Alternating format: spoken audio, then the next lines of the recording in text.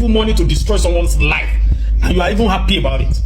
You pay people money to bring somebody down, and you are rejoicing over that.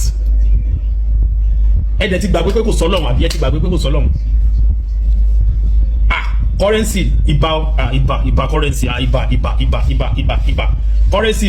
iba currency iba Oshubuti ẹ ṣe lé tí ojú tì yín ẹ ṣe lé ẹ ṣe tí. Ẹ káàárọ̀, ẹ káàsán, ẹ káalẹ́ as bí tẹ́ ń gbọ́ wa. This is DG Naija. Don't forget to subscribe, like and share. Adeooba tó ti jáde o lórí gbogbo rògbòdìyàn tó ń lọ láàrin àwọn onífújì àti Taye currency, bí ọ̀rọ̀ voice note ṣe jẹ́ àti àwọn tó ń set up ara wọn látẹ̀yìn tó ń hide ojú láti wájú. Òun ni Adeooba ti wá tú pẹ̀rẹ̀pẹ̀rẹ̀ rọ̀ lórí àbòsí tó ń lọ láàrin agboolé fújì. Ẹ wá nǹkan fìdílé nǹkan kẹ́yìn náà máa fò opinion sínú comment. Adeooba ní òun yìí kọ́kọ́ ju ilé jáde, òun ò tí fẹ́ jù jáde pátápátá o, but ilé just bí ìgbà tí yàn ṣe testing microphone ẹja àjọgbọ̀. Orúkọ mi ni Wálé Adeooba, Mr. Packaging.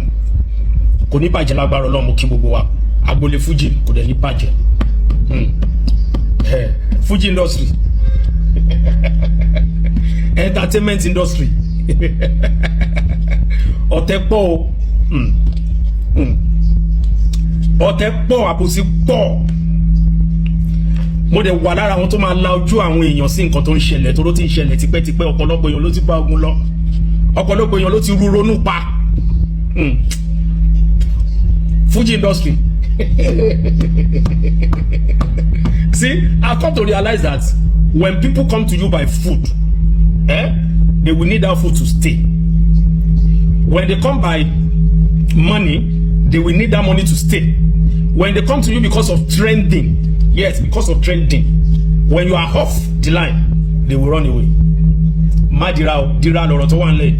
They will run away. They will run away. Ọ̀tẹ̀ pọ̀ olóye lọ́rọ̀ mi lè yé. Ọ̀tẹ̀ pọ̀ gan, ọ̀tẹ̀ pọ̀ ní industry. Ọmọ aráyé le.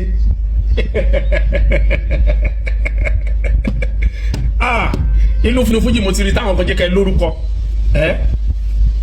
Ẹ sá lọ, ibi tẹ́ wá sá lọ gan, ẹni yẹn tún wà ní territory yín, ó tún gba gbogbo ọmọ yín sọ́dọ̀ níṣẹ́jú ayé yín. Inú yín dẹ̀ ń dùn. Ọlọ́run ló ní kí currency dúró tán o, Ọlọ́run ló ní kó jẹ́ èèyàn gidi, Ọlọ́run ló ní kó jẹ́ pé no. Ìtìjú tó bá ní nǹkan ìtìjú ni. Ó lágbára o. Ṣùgbọ́n nínú gbogbo nǹkan tẹ́dà bá ń ṣe láyé, tẹ́ bá ti ń ṣe, ẹ máa fi rora yín wò. Bí ṣe yìí lè gbarú ẹ̀. Ọ̀tẹ̀ yẹn pọ̀ débi pé kí ni currency sọ? Ẹni tó sọ ètò jù bẹ́ẹ̀ lọ, ẹ mọ̀ bẹ́ẹ̀ ṣe dá dìbò, ẹ dá gbogbo ẹ̀bò, ẹ dá ẹ̀bò. Wẹ́ etí àwọn èèyàn ò dí o, ọ̀rọ̀ ń bọ̀ lọ́jọ́ iwájú. Kí ni wọ́n sọ yẹn? Ọ̀rọ̀ sì máa wá lọ́jọ́ iwájú. Ọlọ́run á dẹ́mi gbogbo wa sí lágbára Ọlọ́run. Ọ̀rọ̀ ń bọ̀ lọ́jọ́ iwájú. Àtọ̀tẹ̀ o, àtàbòsí o, àtẹ̀fẹ́ bìyànwó o, àti gbogbo ẹ̀, ọ̀rọ̀ ń bọ̀ lọ́jọ́ iwájú.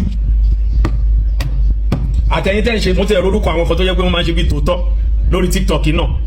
Wọ́n máa ń ṣe bí tòótọ́ wípé àwọn ni Jésù. Wọ́n máa ń ṣe bí tòótọ́ wípé kò sí nǹkan kan àwa ni. Àṣẹ́yìn náà ń gbowó. Ẹni tí ò ti jẹun kánú ẹ̀ tún gbowó lọ́wọ́ ẹ̀.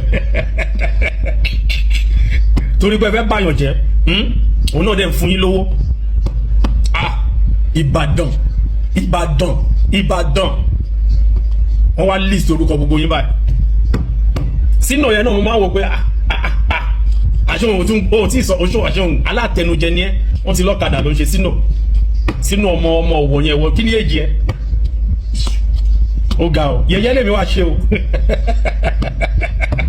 Ọ̀tẹ̀ àbòsí Ìbàdàn ní number 1 nínú entertainment industry. Ẹ bá bínú màmá là lójó, kì í ṣe gbogbo Ìbàdàn mo ń sọ bọ́ entertainment àwọn àwa yẹn tó wọ́n ṣe fún mi, wọ́n ṣe fún mi. Agbófújì ò ní tú ká lágbára Ọlọ́run. Kò ní túká, ọ̀rọ̀ ń bọ̀ lọ́jọ́ iwájú. Ẹ jẹ́ n kó lórí gbogbo yẹn náà. Ẹ jẹ́ n kó. When they come to you because of food, when that food stops, they will go. Yes.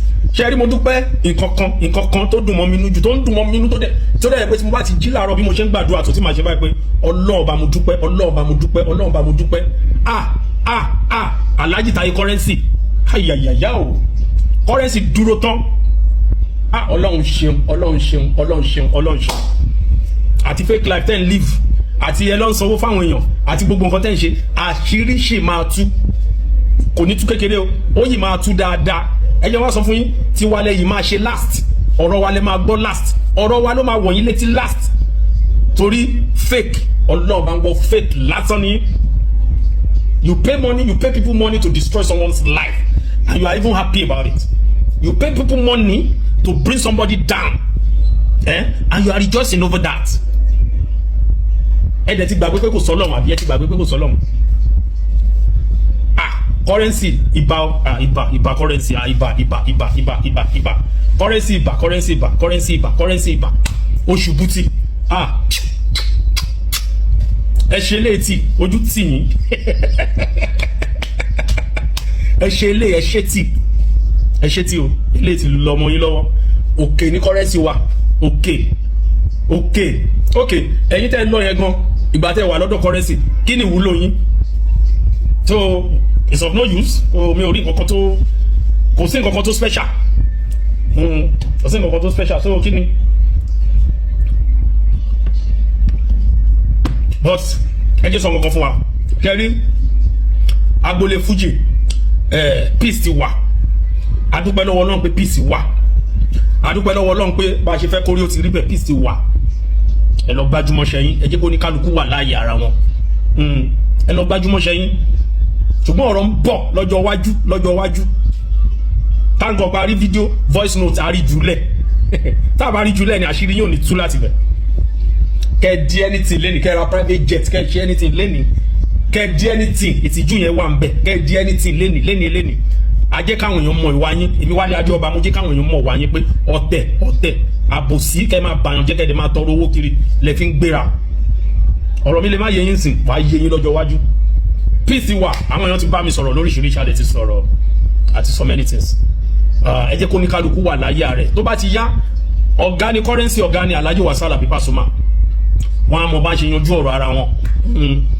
ẹ jẹ́ kó ní kálukú wà pẹ́ẹ́n tó bá jáde fún currency èmi wà nílé o mo ẹrù ògbódò lé mi o mo wà nílé rẹ mo pé mo máa ń ṣọ yín sáfù ni mo máa ń fún yín jẹ because ọlọ́tẹ̀ gbogbo yín ó ti hàn gbangba sí pé gbogbo nǹkan tẹ́ ń ṣe ẹ̀ ń gbowó ẹ̀ ni arórúkọ gbogbo yín náà àti tó ń pè rẹ̀ tó tọ́ àti gbogbo yín kò sí nǹkan kan tẹ́nìkan lè jáde láti wá sọ your name have been listed out ẹ̀dẹ̀ ṣe kú bẹ́yẹn ẹ̀dẹ̀ tún ní ẹgbẹ́ tó jẹ́ ẹ tún láwọn WhatsApp tó jẹ́ pé ẹ ṣe nítorí èpè ẹ tún máa wá ṣe pé bí òtórí ṣẹyìn ni ẹ ṣe nítorí èpè ẹ ṣe nítorí èpè ẹ̀rín pa mí ẹ̀dẹ̀ fẹ́ lálùyọ láyè gbogbo àwọn tẹ́ wá ń ṣépè fún yẹn dánsì báwo ni market rí bó ṣe ń fresh bó ṣe ń dán ẹ̀yin náà lẹ máa lè ra mọ́tò fake ni ilé fake ilé ariwo fake ẹ máa fẹ́ fún yàn lówó lójú ayé fake kí ni kí lẹ ṣe gbogbo yẹn fún currency tẹ fẹ́ kú torí ẹ̀ ń sìn tí gbogbo yẹn fẹ́ parẹ́ torí ẹ̀ ajé òkú dìde ń sìn bó ṣe wá ń sìn kò rí ti yín rò gbogbo nǹkan tẹ̀ ń plan ẹ̀rí kò foni àdé lọ́bi dé ń sìn yìí àṣírí ń tú díẹ̀ àti sọ àṣírí tọ̀ Ìbàdàn olókùn sí ó ti kó lọ́wọ́ Èkó Ìbàdàn lágbára Ọlá Adébísí Àkàndé kò ní jábọ́ o ìwọ tó bá dẹ̀ fẹ́ rò pé ó fẹ́ jábọ́ ojó lórin ni ó jẹ́ anybody ìwọ ló máa jábọ́ fún confam ni ìwọ gangan ló máa jábọ́ fún currency so wọ́n ti ní kí peace wà let there be peace everywhere in the Fuji music industry and by the special grace of God everything will reset itself everything see gbogbo ẹ máa balance padà lágbára Ọlọ́run kò sí nǹkan tí currency ti sọ tẹ̀ dáàbò kingi sọ̀rọ̀ nsìn ó wá di pé ẹ̀mọ̀ bẹ́ẹ̀ ṣe sẹ́tù ẹ̀ ọ̀tẹ̀ àbòsí àti Fuji báyìí ni wọ́n ẹ̀pẹ̀lẹ́ṣẹ́ gbọ́ àdá currency kan kò ṣáà ṣe odò ẹ̀tún rí patí tó lọ lẹ́nu téèyàn tèmi bá ti dó kò sí nǹkan tó kàn mí pẹ̀lú ti yín gàrí lágbára Ọlọ́run kò ní bàjẹ́ Wálé Adeooba lórúkọ mi Mr. Packaging ẹ ṣé gan olóyè lọ bọ̀ ọ̀rọ̀ ṣì ń bọ̀ lọ́jọ́ iwájú bó ṣe jẹ́ ni Adébísí Àkàndé Taye currency